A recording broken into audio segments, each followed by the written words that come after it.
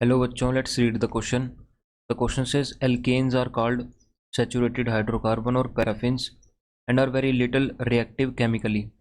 The carbon atom involved in the carbon-carbon bond are sp3 hybridized. Only van der Waals forces of attraction are present in their molecules. As a result, they have low boiling points, which gradually increases with the increase in the size of alkyl group. In the isomeric alkanes, branch chain isomers have low boiling points as compared to straight chain isomers. Melting point are also low. The increase in the value of melting point in moving from molecule with even carbon atom to next member with odd carbon atom is quite high, quite high as compared to the value in moving to the next member with the odd carbon atoms. Among the following, select the alkane that is expected to have lowest boiling point. तो हमें यहाँ पे lowest boiling point जिस molecule का होगा उसको select करना है. Let's see the key concept to the question.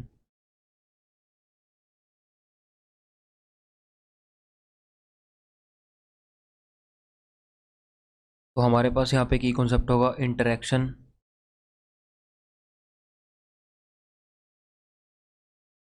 among molecules in hydrocarbons.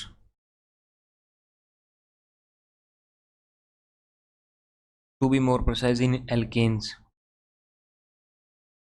क्योंकि एल्केन्स हमारे पास जनरली नॉन पोलर होते हैं, तो इनमें जो इंटरेक्शन होती हैं वो हमारी simply van der Waals interactions होती हैं.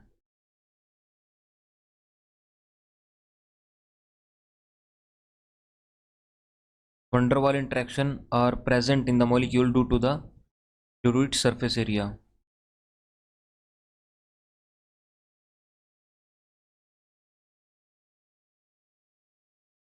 तो जितना ज़्यादा सरफेस एरिया होगा उतनी ज़्यादा van der Waals इंटरेक्शंस होंगी हमारी. तो सबसे पहले हमें हेक्सेन दिया गया है. Hexane is like this: CH3, CH2, CH2, CH2, CH2 and CH3.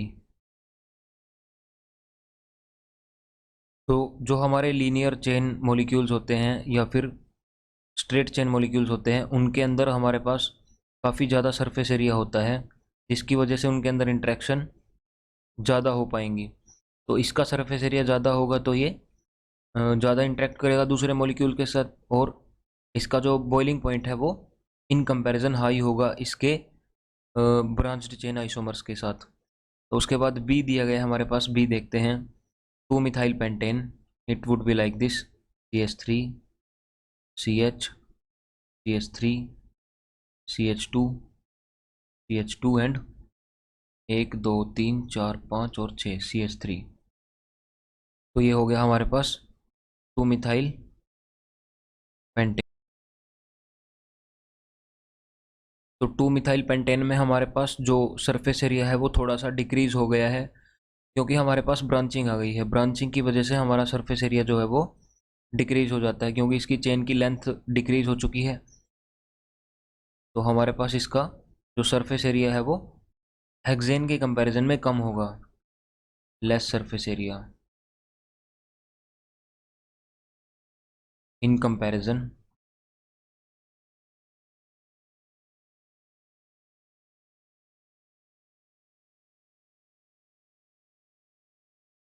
Of hexane. तो अभी हमारे पास 3 मिथाइल पेंटेन और 2,3-डाईमिथाइल ब्यूटेन बचते हैं, उनको देखते हैं. सो 3 methyl pentane, CH3, CH2, CH, CH3, CH2, 2 3 4 5 and CH3. तो 3 मिथाइल पेंटेन में भी हमारे पास सरफेस एरिया जो है वो 2 मिथाइल पेंटेन के इक्वल होगा. उसके बाद 2,3-डाईमिथाइल ब्यूटेन देखते हैं. CH3, CH, CH3, और यहाँ पे भी हमें ये हाइड्रोजन हटाना पड़ेगा. CH3, CH 1 2 3 4 5 CH2 और CH3. तो इसमें हमारा सरफेस एरिया है जो वो सबसे कम होगा।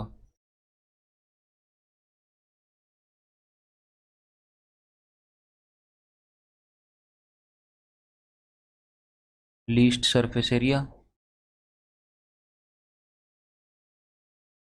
Least van der Waals interactions,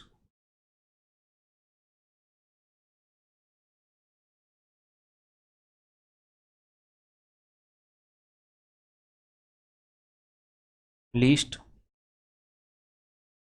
boiling point.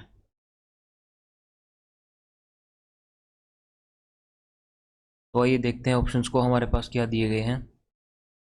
तो इसमें हमारे पास option D 2,3 dimethyl butane would be the most appropriate option because we are expected to point out the lowest boiling point compound. Option D would be the most appropriate option. Hope you understand the concept well. Best of luck.